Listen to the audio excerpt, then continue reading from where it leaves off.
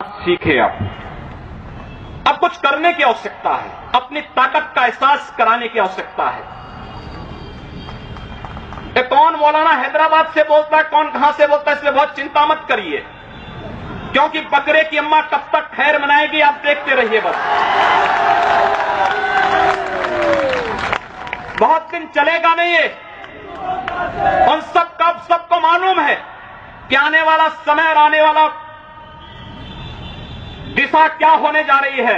यह हिंदुत्व की सदी है और हिंदुत्व की सदी केवल भारत की नहीं दुनिया की सदी होगी। पूरी दुनिया के अंदर हिंदुत्व का झंडा एक बार पुनः मजबूती के साथ भगवा झंडा दुनिया के अंदर कोने कोने में लहराएगा।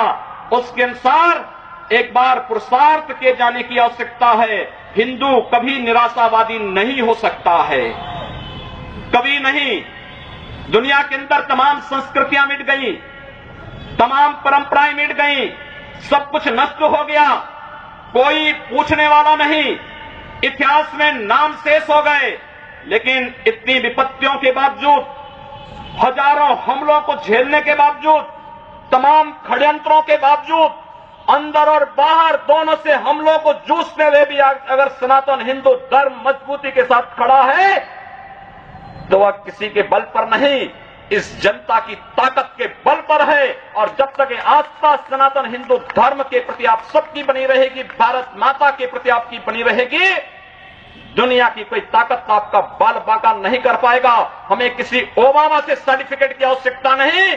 हिंदुत्व पर जो प्रहार करेगा उसको महाप्रलय को स्वयं आमंत्रित कर देगा, उस महाप्रलय की चपेट में स्वयं भी आएगा। इस बारे में किसी को कोई गलतफहमी नहीं होनी चाहिए। और इसलिए बंधुओं, आप सबका मैं आह्वान करूंगा। बहराइच में महाराज सुहेलदेव पासी के सामने लोग लड़ने के लिए आए थे, मात्र 2 लोग बचे थे, सबके सब मार डाले गए थे। और 1971 में 95,000 पाकिस्तानी कायरों को किस तरीके से मुर्गा बना करके नाक रगड़ने के लिए मजबूर कर दिया गया था भारत के बहादुर जवानों के द्वारा। और अगर इसके बाद भी आंखें नहीं खुलती हैं तो एक बार पुनः देख ले अपनी ताकत को। मैं तो यही कहूंगा, अंत में मुझे केवल यही कहना है कि बहुत महत्व मत दीजिए, ये हैदराबादियों को बहुत महत्व मत दीजिए, ये सब मौलानाओं को बहुत महत्व देने की आवश्यकता नहीं। दुनिया के अंदर जहां भी जाएंगे शक की निगाहों से देखे जाएंगे। भारत का संत दुनिया के अंदर कहीं भी जाता है सम्मान की निगाहों से देखा जाता है। पूरी दुनिया के अंदर जहां भी भारत की संत परंपरा जाती है। सिंगापुर में मैं गया, मैं देर में पहुंचा, जब एयरलाइंस में बैठने के लिए हुआ तो उसने मेरे कपड़े देखे और सबसे आगे की सीट में बैठे हुए लोग वो खड़े हो गए, वो मुझे बुलाने लगे कि आप आगे। मैंने कहा नहीं, मेरी सीट पीछे। कहा नहीं आप आगे बैठिए। वहां की थाईलैंड में गए, वहां की बस में आगे की 2 सीट तो केवल संतों के लिए है, यानी मुफ्त में यात्रा आप करिए, जितनी यात्रा कर सकते हैं। दुनिया के अंदर कहीं भी आप जाएंगे, भारत की संत परंपरा का सम्मान है और भारतीय नागरिकों का सम्मान है।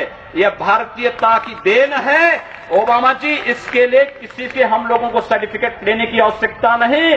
हमारा प्रमाण हमारी विरासत है, हमें जो कुछ भी मिला है वह दुनिया के सामने है।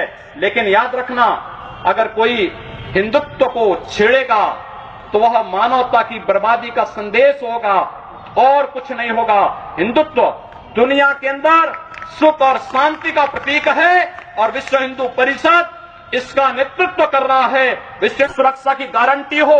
मैं कहता हूं भारत के मौलानाओं से और भारत के पादरियों से भी, आज ISIS नाम का एक आतंकी संगठन इराक और सीरिया के अंदर जिस निर्ममता के साथ मानवता को कुचल रहा है, वहां पर यजीदी समुदाय के साथ साथ तमाम अल्पसंख्यक समुदायों को बड़ी निर्ममता के साथ काटा जा रहा है।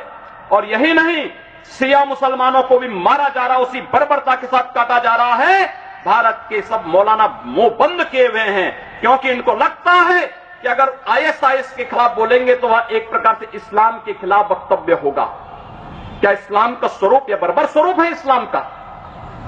हम आखिर साबित क्या करना चाहते हैं? जब पाकिस्तान के अंदर वहां पर धर्मांतरण की गतिविधियों में लिप्त पादरियों की निर्मम हत्या होती है तो ओबामा कुछ नहीं बोलते, तब ब्रिटेन कुछ नहीं बोलता, तब ऑस्ट्रेलिया कुछ नहीं बोलता, तब दुनिया के अंदर वेटिकन सिटी से कोई आवाज नहीं निकलती है। मैं एक दिन पढ़ रहा था मक्का के बारे में, सऊदी अरब के इस पवित्र शहर के बारे में। कहा जाता है कि मक्का में कोई गैर इस्लामिक नहीं जा सकता, कोई गैर मुसलमान वहां नहीं जा सकता।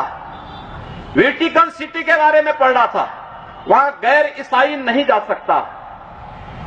लेकिन काशी हिंदुओं की सांस्कृतिक राजधानी है, धार्मिक नगरी है, काशी के अंदर सब लोग आ सकते हैं। अब उदार कौन है?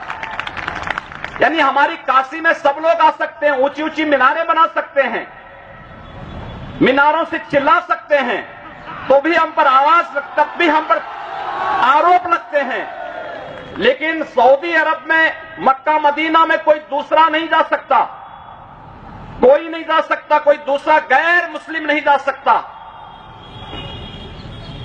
वेटिकन सिटी में कोई गैर ईसाई नहीं जा सकता, लेकिन उन पर कोई आरोप नहीं लगता है, आरोप हम पर लगता है। आप उन सच्चाइयों को देखिए। अगर वेद किण्वंतो